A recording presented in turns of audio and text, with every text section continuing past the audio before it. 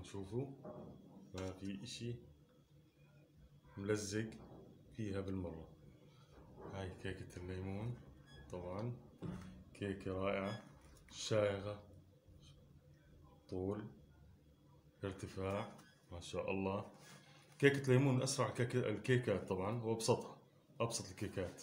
قد ما تكون عنها سبونجي، طلعوا كيف سبونجي وأكثر ارتفاع لهاي الكيكة.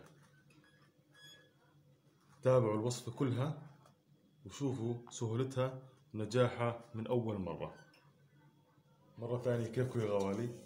أول إشي ندهن القالب الكيك بالطحينية أو زي ما يحكوها أخواننا السوريين الشيرب، تمام؟ ندهنها كاملة هيك عشان الكيكة ما تلزق معنا أو تتكسر. نضع القالب على جنب، تمام؟ صحن فارغ هيك. نجيب 3 حبات ليمون، تمام؟ 3 حبات ليمون نبرو على المبشرة. طبعا نبشر قدر معلقة طعام، معلقة واحدة فقط. واحنا نبشر بنحاول ما نصل للبياض اللي جوا الليمونة، يعني بالشكل هذا، بالشكل هذا نمشي هيك.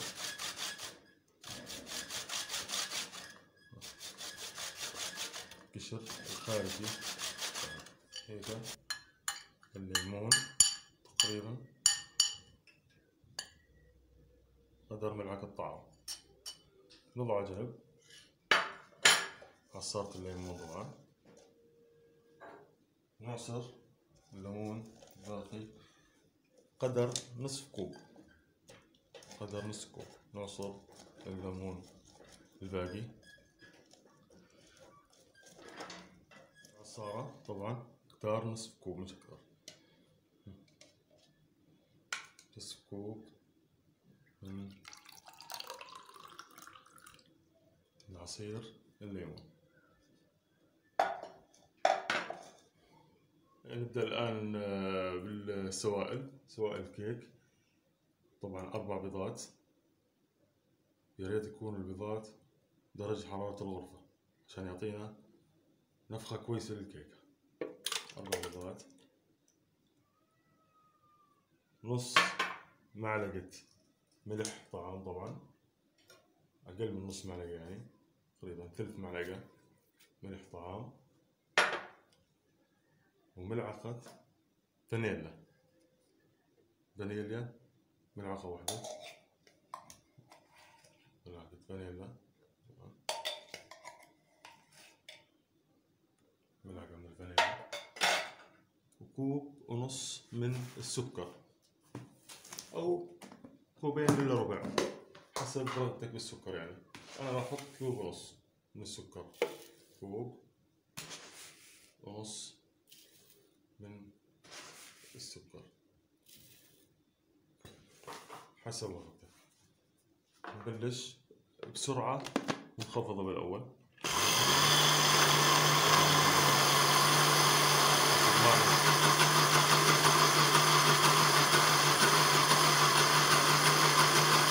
شايفين صار الخليط عندنا كريمي، كريمي هيك شكل كريمي، تمام؟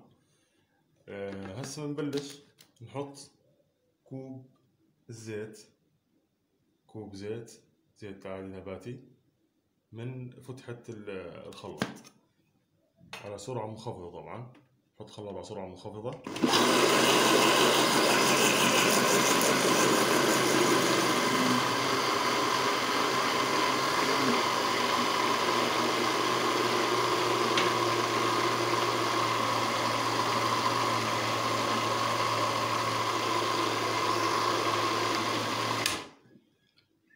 بعد ما حطينا كوب الزيت خط رفيع، نحط ملعقة من الخل، خل عادي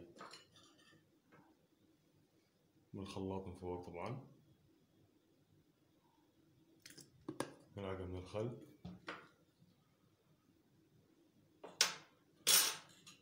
نصف كوب من الحليب، نحط نصف كوب من الحليب، سرعة منخفضة. نبدأ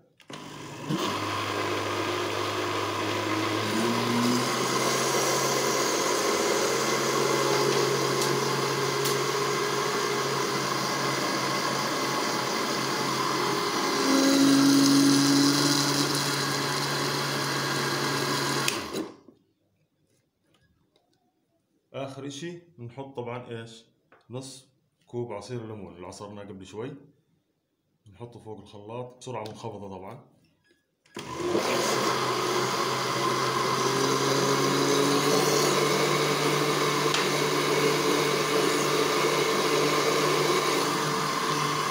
طبعا هيك السوائل صارت ممتازة، لاحظوا كيف السوائل تمام.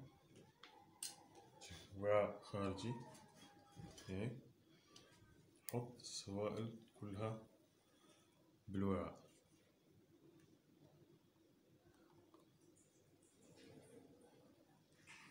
لعند آخر إشي. هيك خلصنا السوائل بشكل بسيط، نضع على جنب السوائل. نبدأ بالمواد الجافة. 3 أكواب طحين منخول، طبعا أنا نخلته قبل بوقت تمام. عليهم بيكنج باودر، طبعا نحط معلقتين كبار بيكنج باودر عليهم، ملعقتين بيكنج باودر تمام. نحط برش الليمون اللي برشناه على الطحين هيك بالشكل هذا، برش الليمون نخلطه بشكل يدوي. نجيب السوائل طبعا هسه عملناهم على الخلاط، ننزل الطحين والبرش الليمون والبيكنج باودر، ننزله تدريجي على السوائل، يعني نصين، نص الأول بننزله هيك الأول بشكل دائري، بشكل دائري نخلط طبعا بشكل دائري هيك، بشكل دائري. نكمل نحط الدفعة الثانية، نلفه هيك بشكل دائري، نخلط بشكل دائري هدوء شوي شوي بشكل دائري. نتأكد من الحواف، حواف كاملة هيك، معلقة الطعام بالشكل هذا. نتأكد لازم نتأكد من الحواف بالشكل هذا. نقشط الجوانب كاملة حتى ناخذ ما يضل تكتلات بالكيك. بضع طبقات على قلب الكيك، خلص من الأكسجين كامل داخل الكيكة.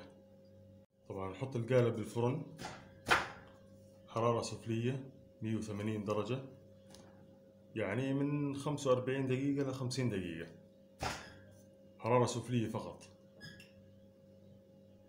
بسم الله ما شاء الله. هي الكيكة، كيكة الليمون، خرج الفرن ساخنة كثير طبعا.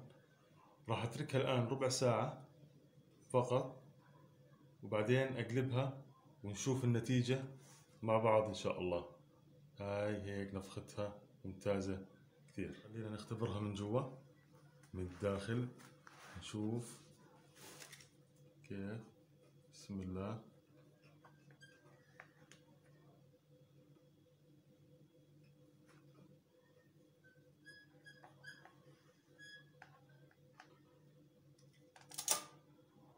كيف الكيكة سبونجي وهشة، كيكة الليمون الرائعة هاي. لا تنسوا الاشتراك في القناة، دعمه راح نكبر فيكم. صحتين وعافية للجميع.